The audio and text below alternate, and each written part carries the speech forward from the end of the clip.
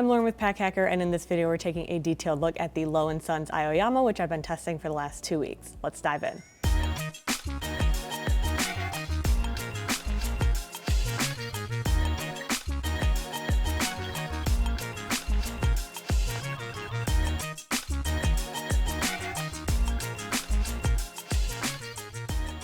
At the time of this review, this bag comes in 2 different materials. Here we have the nylon version, which is the newer released version of this bag. The original is a sheepskin leather. So obviously the differences between them is that leather is going to hold like a little bit more of a patina over time. It's also a lot more, I would say it's a little bit more matte than this. This nylon is definitely very shiny, and it has a very like you can hear the material, it feels like a nylon, right? It feels premium, don't get me wrong, but it definitely feels like a nylon. Whereas with the leather, it's a little bit softer, a little bit smoother, a little bit more, I would say has like a vintage classic kind of like 90s slouchy bag look. Whereas if this nylon bag, you kind of squish it in a little bit, which is a feature of the bag, which I'll show you in a little bit. It kind of buckles, I guess, the material buckles a little bit versus just sort of like caving in a more like casual way. So I would say that the biggest differences between them are going to be that like aesthetic for the most part. You know, obviously the functionality of the bag is going to be the same, and it is just simple on the outside. You don't have any outright branding on the bag itself. On the strap, you do see Lo Sons here. There's nothing on the other side, so if you wanted to, you could technically flip this around, but I personally don't mind this at all. I carry the Lo Sons Bond, which is actually that sheepskin leather material, so I'm pretty familiar with it. And it has this same strap on it, and I just got used to it over time. You know, I'm not a huge branding person, but I would almost rather have this than have something like really big on the bag, just personally speaking. But bringing up the material a little closer here to the camera, this is water resistant, PFAS free, and this strap is like a nylon webbing material. But what I like about this is that it does have like a very easy to clean exterior, so it is pretty easy to keep this thing pristine. I mean, I've taken it a bunch of different places. I've taken it garage sailing, estate sailing. I've taken it pretty much every day, like going to run errands or something like that. And we'll look at the storage and how it actually fits in a second. But anything that remotely got on this bag, all I needed was like a little bit of water to spot clean it, and it came off really easily, which was nice. So that's a great feature. It's also pretty lightweight. It's only 16.8 ounces or just over a pound. And the hardware here, we have MAM zippers or MAM zippers. They've worked really well for me. I don't love how shiny they are. That's just like a personal preference. But they do come with a couple different options depending on which bag colorway you get. Like I mentioned, the harness system is very simple. You just have this big, thick strap that you put over your body. I'll show you what it looks like in a second. But what makes this bag really unique, and I think I really love the most about its functionality, is the same thing that I love about the strap and the Bond, which is that you can really adjust the fit of it. So in this case, let's say I wanted to make it a little bit shorter, but still carry it crossbody. You can just tighten that up as much as you want. It is a closed loop strap, so you don't have extra strap dangling around or flying around or anything. But the feature that I love is that you can actually remove one section of the bag strap. So let's take off this adjustment piece, and then what you're left with is just a shorter strap that you can use this as a shoulder bag. So this is what I'm talking about when I say that when this gets pulled in, it kind of creases versus creating like a more casual kind of like folded in look that usually comes with leather, which is not surprising. It's a material difference. But with this, what's nice is it creates that like shoulder bag, kind of loopy shoulder bag look. So with this bag, you do have 2 different carry styles, which really change I guess the settings that this bag is applicable in. Like I would use this on its own with just a single strap in a more formal environment, and then when I'm running errands or something, having this longer strap to be able to toss it crossbody, like when I was estate sailing and I wanted to have my hands a little bit more free, that was a great option to have. And I actually forgot there's a third way to carry this. So you can actually remove this buckle entirely and then clip it together in the center, and then you have essentially a handbag. I think this looks really cool. I like the silhouette of this a lot. It has a very like high fashion feel to it, and I think this is where you start to see that creasing and it becomes a little bit more like fashionable versus just when it's creasing a little bit, it just looks a little bit crunchy. Again, that's more of like an aesthetic preference on my end. I think any way you configure this bag, it still looks good. I just prefer the sheepskin leather version, and you're gonna be paying, you know, almost $100 more, but this bag is still pretty expensive in its own right. So in my opinion, if you're going to be spending a little bit more on the bag, for me, it's a little bit more worth it to spend a little more than that even just to get the leather version. So here's a good look at what the bag looks like when it's just over one shoulder. You can see this is as tight as it can possibly get with all of the strap attached, and it hangs a little bit close to my hip. I am 5'6" and I have a 16.5-inch torso, just for some context. And if I wanted to lengthen it a little bit, I could still fit it over my shoulder that way. But if I want to lengthen it a bit, it's super easy to do, and then I can carry it crossbody style. If I wanted to, for some reason, when you're out, if you wanted to make it just that singular style, it's very easy. You just remove this, clip it in, like I mentioned. I put this inside the bag. I'm gonna toss it on the ground for now. But when I was out, I actually did this and I just like put it inside the bag because I had some room. And this is what it looks like when it's just a side shoulder carry. This is definitely more of like a purse feel. So if that's something that you're into, I love having that option. I think that's the great thing about this bag, is that added versatility. And then if you wanted to then make it just a handbag, you can put it right down by your side like that, or you can hold it in the crook of your elbow, however you want. No matter which way you have it though, it is a very comfortable bag to carry. If you're finding this video helpful, hit subscribe so we can keep making content to help you travel smarter. Looking at the inside of this bag, there are two different compartments. There's the main compartment, which we'll look at in a second, and then there is this side compartment here.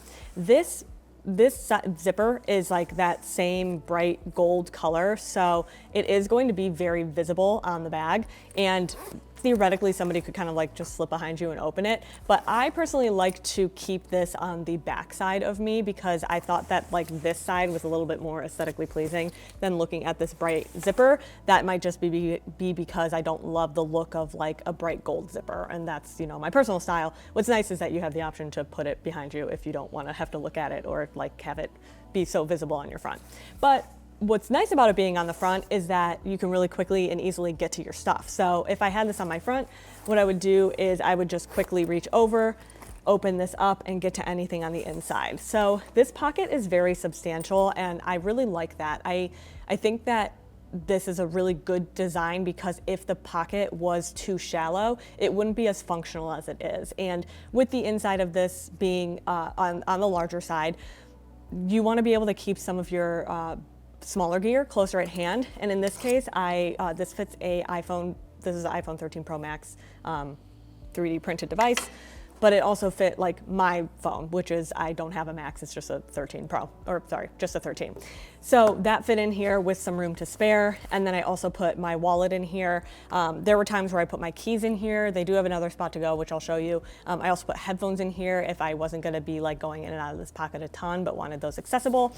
But this actual pocket goes down to here. So you have a lot of depth to work with. And yeah, it does compete with space for the main compartment, but I never filled this bag out so much that I didn't have some wiggle room either in this pocket or the main compartment. So I never really had any issues with it being hard to get to my gear or making it feel like the liner was kind of pushed up against stuff and making it difficult. So this front pocket was always very accessible, and I like that it was on the side so that it didn't ruin like the side, I guess, this side, like the front and back face aesthetic of the bag. Instead of putting a giant pocket there, it kind of is hidden on the side with a fancy zipper if that's what you're into. As for the main compartment, we have just one big zippered area here that opens up to the inside. So you can see the bag stands on its own, which is a nice perk and a feature if that's something that you look for in a bag. Very easy to just set it down on the ground or on a table without it flopping all over the place, which is great. So it does have some structure to it.